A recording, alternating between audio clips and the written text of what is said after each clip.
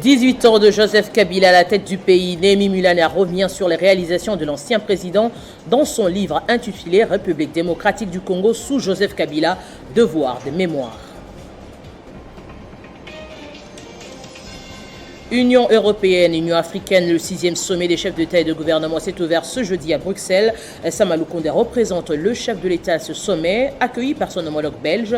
Avant sa participation, il a visité le musée royal d'Afrique centrale de Tervuren en Belgique. Nous recevrons dans ce journal Jean-Marie Kassamba, éditorialiste à l'Office congolais de contrôle. Les cadres et agents retraités ont reçu le paiement des décomptes finaux au cours d'une cérémonie officielle qui consacrait aussi l'inauguration du centre hospitalier de l'ECC. Mesdames, Messieurs, bonsoir. République démocratique du Congo sous Joseph Kabila, devoir de mémoire. C'est le livre le plus attendu dont le vernissage sera fait demain à Kinshasa. Son auteur, Némi Mulania, le tout dernier directeur de cabinet de l'ancien président de la République qui présente les grandes réalisations des 18 ans de règne du régime précédent. Que s'est-il passé sous le mandat de Joseph Kabila Kabange à la tête de la RDC? Pour répondre à la question, le professeur Némi Mulania Wilonja publie aux éditions Harmattan un ouvrage à caractère pédagogique.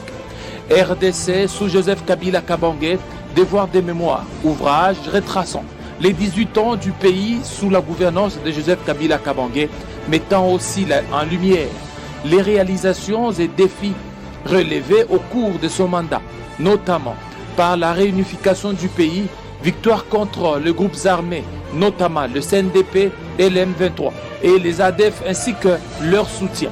La formation et la réorganisation de l'armée faisant d'elle la 8e puissance militaire en Afrique. La relance des relations diplomatiques, la réafricanisation des institutions publiques, la relance et stabilisation de l'économie nationale, la liquidation des dettes publiques, le lancement des projets pilotes de développement du pays, répondant ainsi aux problèmes des défis de la population pour un Congo émergent. L'organisation du 3e cycle électoral et l'alternance pacifique du pouvoir, faisant de lui un modèle africain, une source d'inspiration des nations africaines. La République démocratique du Congo, sous Joseph Kabila Kabange, devoir de mémoire, vient enrichir les débats sur une vérité souvent méconnue du grand public. Le vernissage de l'ouvrage se fera ce vendredi 18 février à Kinshasa. Je le disais en titre, début ce jeudi à Bruxelles du 6e sommet Union européenne, Union africaine. Au menu des discussions, la sécurité, la santé et la stabilité. Samalou Kondé y représente Félix Tshisekedi avant sa participation à ce sommet UE Afrique. Le Premier ministre Jean-Michel a visité le musée royal d'Afrique centrale de Tervuren en Belgique où il a été accueilli par son homologue belge Alexandre De Croo, accompagné du secrétaire d'État chargé de la politique scientifique Thomas Dermine. Et pour en parler, nous recevons notre éditorialiste maison Jean-Marie Kassamba. Bienvenue. Merci. Alors, pourquoi Félix Tshisekedi n'y est pas allé? Bon, d'abord, c'est la confiance en son Premier ministre, parce que vous savez que les affaires étrangères font partie des domaines de collaboration avec le président de la République. Et donc, il a beaucoup voyagé, Félix Tshisekedi. En Belgique, il y était, c'est son pays, on va dire, son deuxième Congo. Mais dans le cas d'espèce, il s'agit ici de la coopération entre l'UE et l'Afrique. Et celui qui exécute le programme du gouvernement, c'est le Premier ministre. Et donc, c'est tout indiqué pour que Samalou Kondé commence à tâter du terrain sur le plan international et surtout à traiter de vrais dossiers de développement. Parce qu'avec l'Union européenne, c'est plus essentiellement de l'économie, même si la politique s'est invitée un peu dans le débat il y a quelques temps. Alors, qu'attendre de ce 6e sommet? On le sait tous que l'Europe est en perte de vitesse. Qu'est-ce qui en sortira, du moins, et qui sera bénéfique pour la République démocratique du Congo? À court terme, je dirais pas grand-chose. Pourquoi? Parce que l'Europe est déjà en difficulté sur le plan des échanges, sur le plan économique. L'Europe se tourne vers la Chine pour le financement de sa propre économie. L'Europe est en difficulté notamment avec les États-Unis. Vous savez que les États-Unis ont signé des accords avec notamment l'Amérique du Nord, le Canada, ou même de certains pays d'Asie, le Moyen-Orient. Et donc l'Europe est en train de se chercher.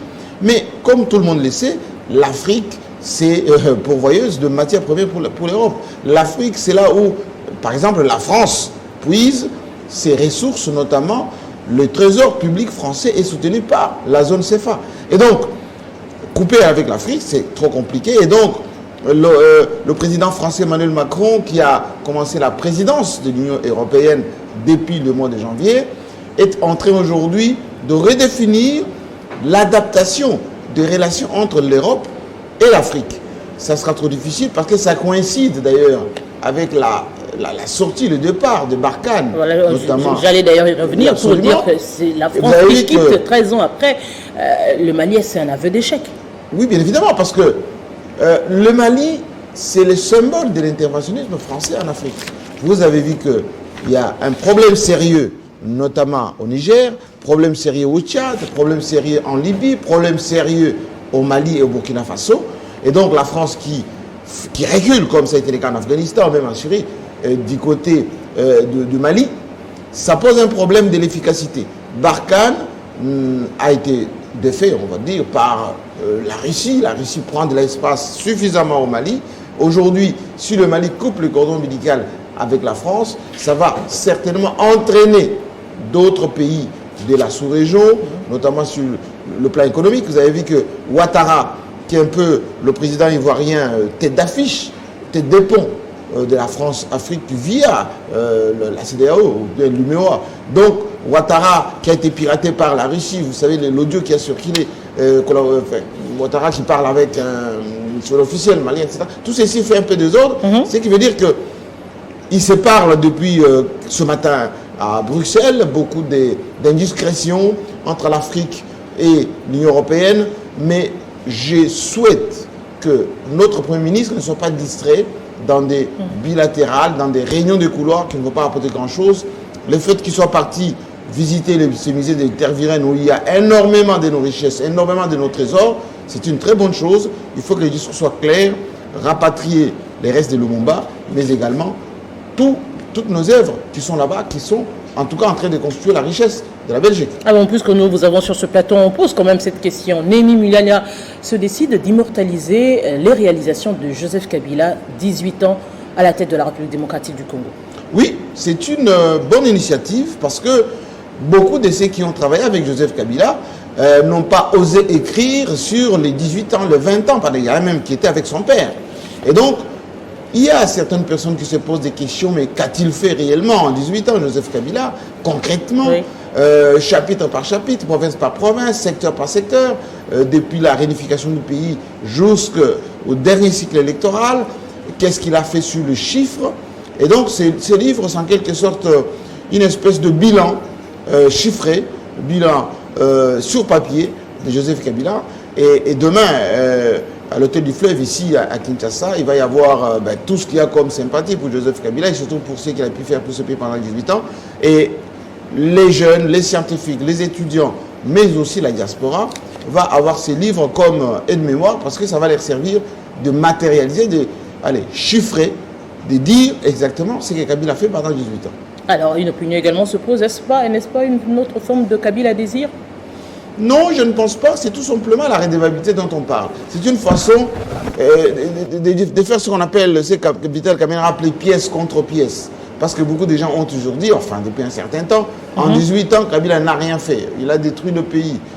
Voilà. Donc, ils vont avoir, on va dire, ces recueils, cette présentation, d'ailleurs préfacée par Joseph Kabila lui-même, ça va les servir de preuve par les images, par les chiffres, par des citations et surtout positionnement de tous les projets qui ont été lancés et inaugurés par Joseph Kabila. Voilà un livre à lire absolument intitulé République démocratique du Congo sous Joseph Kabila, devoir de mémoire. Jean-Marie Kassamba, merci. Merci à vous.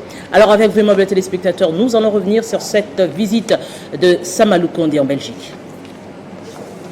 Tout a commencé par la visite de certaines œuvres d'art et différents patrimoines culturels congolais raflés à l'époque coloniale. Après la visite, les deux personnalités se sont prêtées aux questions des journalistes congolais et européens. Le Premier ministre a, avant d'annoncer la visite du couple royal au mois de mars en République démocratique du Congo, précisé que l'histoire de la colonisation révèle certains aspects tristes, mais il est aujourd'hui important d'avoir ensemble un regard optimiste sur l'avenir de l'Afrique et du Congo. C'est le début en termes de restitution de pièces, mais c'est la suite d'un processus qui était déjà engagé et dans lequel il y avait déjà beaucoup d'échanges.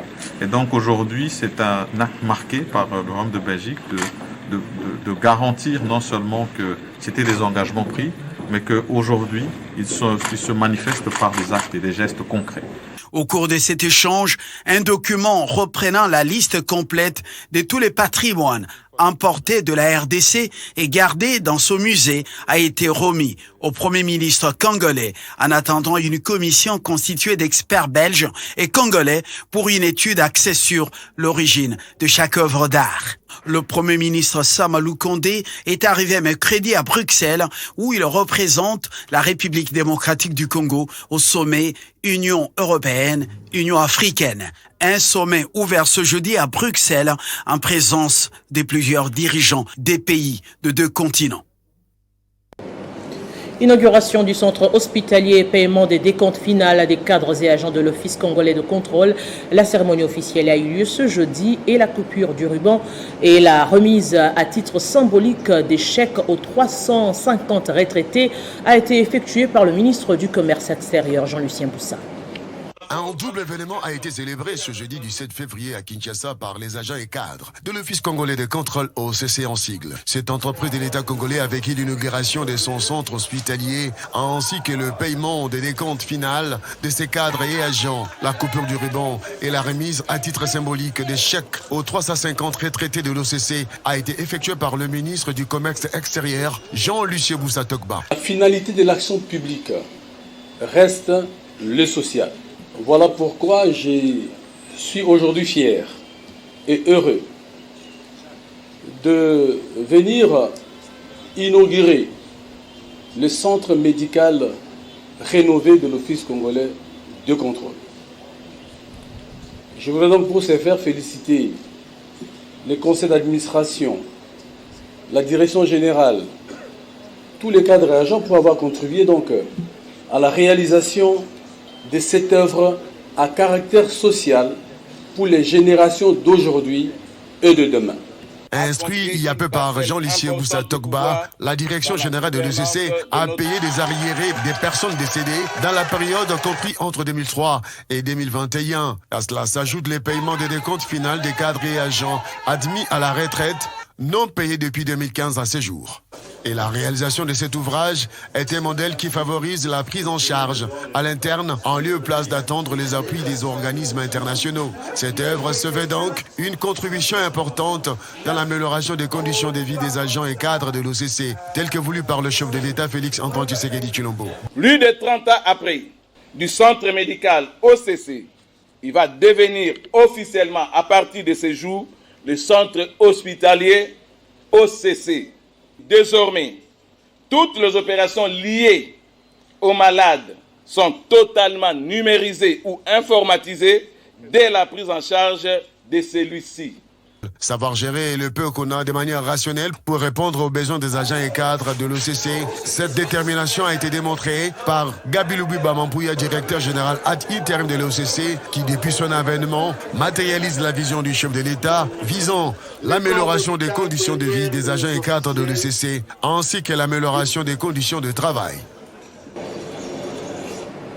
Le gouvernement, à travers le ministère des Affaires sociales, a procédé ce jeudi au lancement du plan de réponse humanitaire exercice 2022. C'est le ministre sectoriel Modeste Moutinga qui a présidé la cérémonie en présence de la ministre d'État en charge de la justice Rose Mutombo, déléguée par le chef du gouvernement. Le patron des Affaires sociales a à cette occasion rappelé à toutes les parties prenantes la pertinence de ce plan. Si la collaboration entre les humanitaires et le gouvernement congolais était un leurre, aujourd'hui cette collaboration est non seulement une réalité, mais elle se consolide de plus en plus. Cette conviction est celle du ministre des Affaires sociales Modeste Mutinga, exprimée lors de sa prise de parole à l'occasion de la cérémonie du lancement du plan de réponse humanitaire exercice 2022. Dans son mot des circonstances, le ministre des tutelles a rappelé à toutes les parties prenantes la pertinence de ce plan, tout en insistant sur le fait que celui-ci résulte d'une habitude positive acquise depuis quelques années. La communauté internationale a rédigé cette réponse humanitaire qui nécessite l'adhésion du gouvernement et du peuple congolais et qu'ensemble, nous puissions mener un plaidoyer pour trouver les ressources suffisantes en vue de répondre à cette problématique. Plusieurs experts dans le domaine humanitaire ainsi que de personnalités politico-militaires ont rehaussé de leur présence cette cérémonie marquant les lancements officiels du plan de réponse humanitaire 2022. Par la même occasion, le patron des affaires sociales a éclairé l'assistance sur l'importance de cerner les considérations à la fois d'ordre théorique et technique en ce qui concerne le contenu du PRH 2022. En termes d'analyse des besoins, de l'ampleur du problème qu'en termes de différentes ressources et moyens à mettre en œuvre, le gouvernement a résolu de faire sienne cette volonté de planifier ensemble avec la communauté humanitaire. En sa qualité du secrétaire du cadre national des concertations humanitaires, Modeste Mutinga a indiqué que les CNCH a pour attribution de contribuer à l'amélioration des connaissances sur les problématiques humanitaires en République démocratique du Congo. Et en rapport avec la suspension de son contrat conclu avec OGEFREM, la société chinoise Golden Jiangsu Coast, en réaction, demande le rétablissement de sa connexion au système ferry afin de poursuivre l'exécution de son contrat. C'était au cours d'une conférence de presse tenue ce jeudi par son avocat. En réaction de la suspension sans délai du contrat des mandats spéciaux les lions à l'OGEFREM, la société des droits chinois Golden Jiangsu Coast a, à travers une conférence de presse tenue par son avocat conseil, Maître Bukope Majumba Mikael, exposé les faits et fixé l'opinion de ses conséquences et préjudices, ainsi que les exigences de la dite société. Une suspension basée sur la dénonciation faite par une autre société tierce, dénommée Africa Union Financial Service, au motif que la société Golden avait violé l'accord Les Lions au moment où elle avait conclu ce contrat. Le ministre a ordonné que ce contrat soit immédiatement suspendu, en attendant qu'il soit éclairé sur ce qu'il considère comme conflit d'intérêts opposant ces deux sociétés étrangères. Se conformant à cette injonction, le DGAI de l'OGEFREM a notifié la suspension du contrat au mandataire Golden Jiangsu Coast, sans aucune motivation ou raison valable. Nous avons approché le cabinet du ministre des Transports afin de lui faire part et de l'indignation de notre cliente, sans succès. Par ailleurs, Maître Bukope a évoqué la relation de pression que subit actuellement sa cliente auprès des opérateurs économiques et transiteurs, tout en précisant que les sommes versées par ces derniers pour l'octroi de la ferry ont été encaissées par l'OGEFREM. Ces sommes ne sont pas encaissées par la société Golden Jiangsu Coast. Ces sommes sont encaissées par l'OGEFREM. La société chinoise Golden Jiangsu Coast exige de la direction générale de l'OGEFREM le rétablissement de sa connexion au système de la fiche électronique des renseignements en importation, ferry en sigle, afin de poursuivre l'exécution de son contrat, faute de quoi elle compte dès lundi 21 février mener toutes les actions requises pour obtenir justice. Le Tchad va recueillir des informations utiles pour la conduite du processus de dialogue et réconciliation, d'où le choix porté sur l'initiateur du FP 2023, Steve Mbeki, au regard de son expertise sur des questions relatives au dialogue, et ce en prélude du dialogue national inclusif annoncé le 10 mai prochain par le fils du maréchal Idriss Déby Itno au Tchad.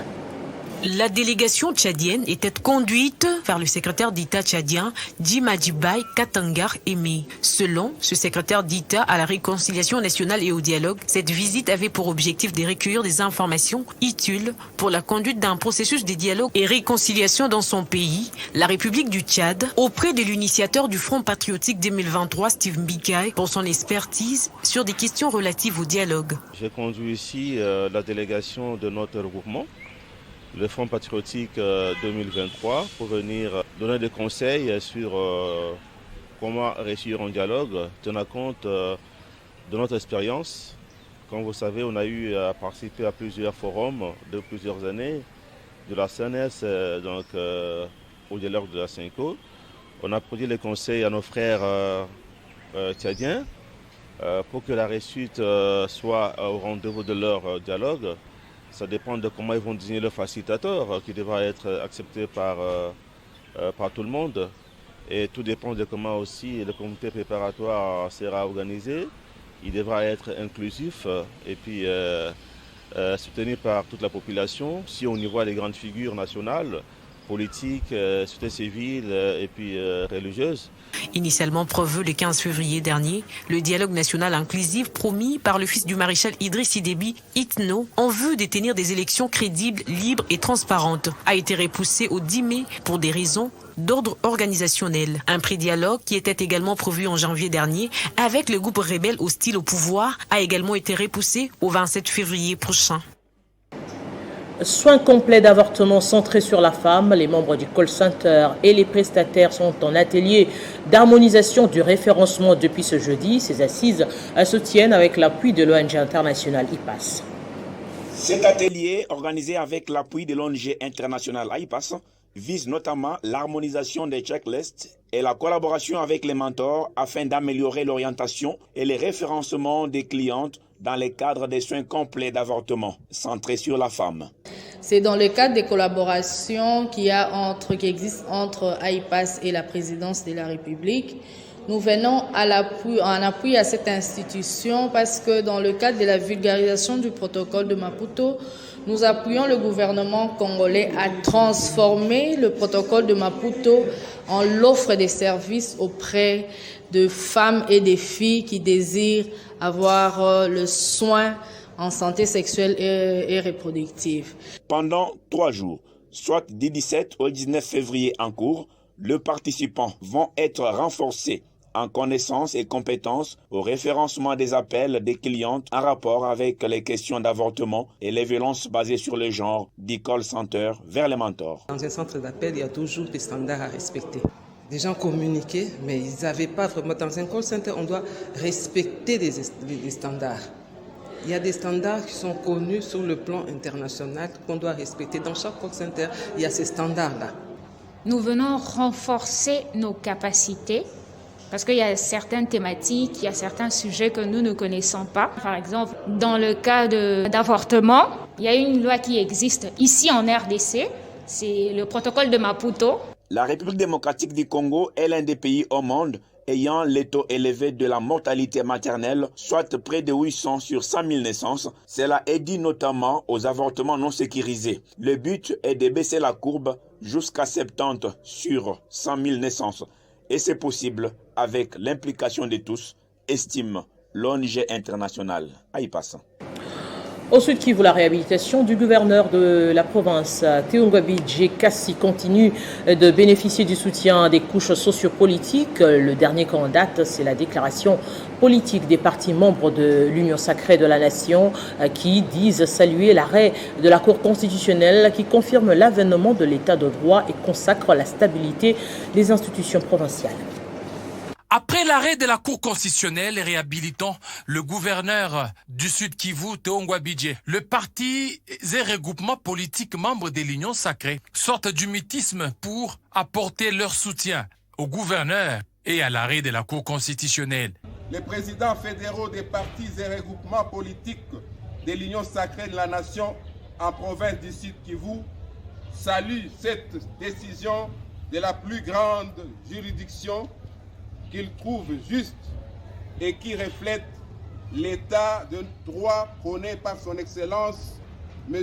Félix Antoine Tshisekedi Tshilombo, président de la République, et qui arrive à point nommé. Face à toute manipulation, les partis et regroupements demandent à la population de rester vigilante. Les présidents fédéraux dénoncent le fait que certains acteurs politiques bien connus profitent des actions visant à troubler l'ordre public et tenter d'empêcher le retour du gouverneur en province. De ces faits, ils appellent la population de Sud Kivu à une vigilance tous azimuts et ne pas prêter oreille aux mensonges provenant des ennemis de la province du Sud Kivu. Pour les présidents fédéraux des partis politiques de l'Union sacrée du Sud Kivu, l'arrêt de la Cour constitutionnelle confirme l'avènement de l'état de droit et consacre la stabilité des institutions provinciales telles que prônées par le chef de l'État, Félix-Antoine Tshisekedi Tshilombo. Et puisqu'on parle des partis politiques et plateformes politiques en perspective des élections de 2023, le parti ultra-kabiliste de Joseph Kokonyangi se prépare. L'autorité morale de ce parti a pris une série de mesures, parmi lesquelles la nomination du nouveau secrétaire général adjoint en charge de l'implantation et du processus électoral. Après avoir présidé 2 cérémonies d'adhésion massive à la Gombe et à Ngaliema, le parti ultra-kabiliste Alliance des paysans et indépendants continue à affûter les armes démocratiques pour les élections de 2023, pour lesquelles son autorité morale, le professeur Joseph Kokonyangi, appelé affectueusement Magufuli congolais, a juré ne pas accepter une seule seconde de glissement. Voilà pourquoi il vient de nommer en ce jour, par une décision numéro 006, en considérant l'option levée par le bureau politique du parti quant à la nécessité de redynamiser le parti sur l'ensemble du territoire national en vue de matérialiser son implantation totale pour gagner les élections générales de 2023. En considérant le rapport des forces politiques en présence dans le pays, les bureaux politiques consulté. Par cette décision, est nommé secrétaire général adjoint en charge de l'implantation et processus électoral, M. Kitabi Kindingili Sosten. Et la présente décision entre en vigueur à la date de sa signature. Le secrétaire général adjoint en charge de l'administration et finances est chargé de l'exécution de la présente décision qui entre en vigueur en ce jour. Et dans le cadre de ses vacances parlementaires, la députée nationale Solange Masumbuko Nyenyezi a effectué une tournée dans quelques sites érosifs de sa circonscription électorale de Lukunga, notamment les sites de Kimwenza, Kindele et du camp Doumez dans la commune de Mongafula et Masikita. Il était question pour la députée nationale Solange Masumbuko de s'assurer de l'évolution des travaux anti-érosifs dans différents sites de Lukunga, sa circonscription électorale. Cette parlementaire a visité notamment les sites de Kimwenza, Kindele et du camp Dumez dans la commune de Mongafula et Masikita Ngaliema où s'effectuent ces travaux qui avancent normalement à la satisfaction de la population environnante. Et nous osons croire que cette fois-ci c'est la bonne parce que les habitants de Mongafula, de Dumez ont beaucoup pleuré. Les maisons sont parties, les centres de santé sont partis. Et maintenant que l'ingénieur qui est à pied d'œuvre nous dit qu'ils sont à 1/3 des travaux, nous ne pouvons qu'appuyer et accompagner tout en restant vigilants parce que en construisant ce grand collecteur qui va permettre tous les déversoirs d'eau. Tout en saluant l'évolution des travaux, l'élu de Lukunga, comme à l'accoutumée, redoutait un arrêt des financements de ces travaux. J'en appelle aussi à toute la population de pouvoir gérer les eaux. Si chacun gère ses eaux, nous n'aurons pas ces genres de problèmes d'érosion. Mongafula a plus de 1000 érosions. Et donc le gouvernement ne saura pas tout faire. Il nous appartient de faire une gestion, une autogestion aussi dans nos quartiers. Rappelons que c'est depuis 2019 qu'elle avait lancé un plaidoyer pour sensibiliser les gouvernements afin d'obtenir la réhabilitation de ces différents sites érosifs qui menacent les habitants des 6 coins de la capitale congolaise. Et ce jeudi, dirigeants et cadres de l'agence congolaise des grands travaux se sont retrouvés pour une cérémonie d'échange de vœux. Charles Médard Ilunga, directeur général, a profité de l'occasion pour appeler à l'assistance les défis du domaine des infrastructures au pays et les attentes du gouvernement de la République face à la CGT. La cérémonie commence par un réarmement moral à travers une causerie animée.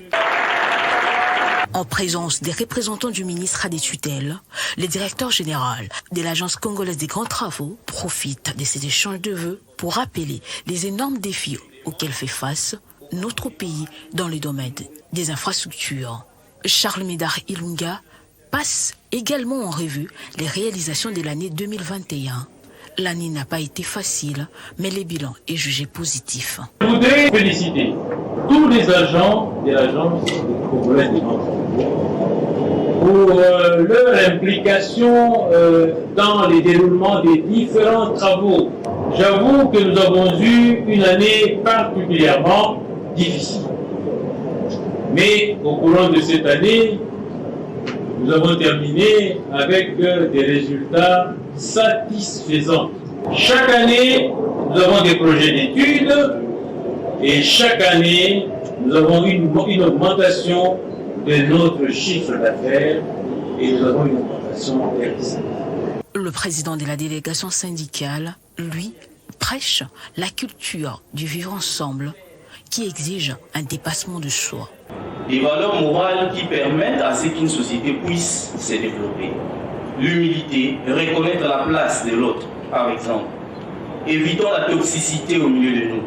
Au nom du ministre des tutelles Alexis Guizarro, Madame Janine Otto a salué cette initiative de réunir les agents de la CGT. Elle a salué l'apport de la CGT dans le relèvement des défis auxquels fait face la RDC. Pour marquer d'une pierre blanche la journée, une prise des photos souvenirs et la remise des présents à chaque agent par la haute direction ont précédé le partage d'un repas fraternel. Allez, venons-en, rappel des principaux titres. 18 ans de Joseph Kabila à la tête du pays, Néhémie Mulenia revient sur les réalisations de l'ancien président dans son livre intitulé « République démocratique du Congo sous Joseph Kabila, devoir de mémoire ». Le vernissage est prévu ce vendredi. Union européenne, Union africaine, le 6e sommet des chefs d'État et de gouvernement s'est ouvert ce jeudi à Bruxelles.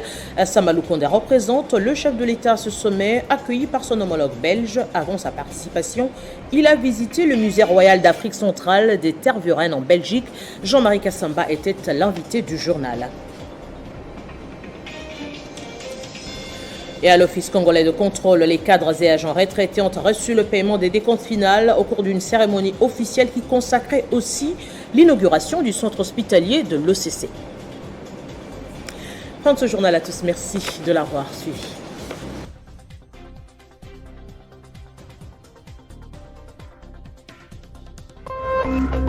Téléchargez les infos Télé 50 sur www.télé50.cd.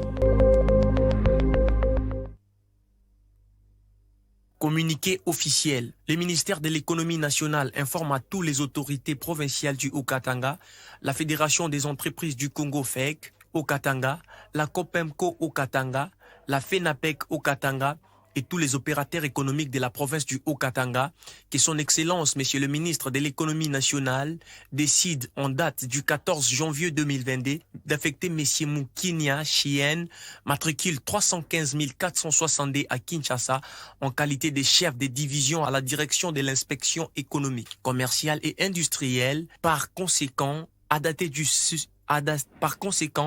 susmentionné jour, il n'engage plus le ministère de l'économie nationale dans la province du Haut-Katanga. Par ailleurs, tous les ordres des missions et ordres des services ou tout autre document signé par lui après cette date en qualité de chef de division provinciale de l'économie nationale du Haut-Katanga sont nuls et de nul effet. Fait à Kinshasa le 14 février 2022, communiqué signé Guilhem Aléré Moudekireza.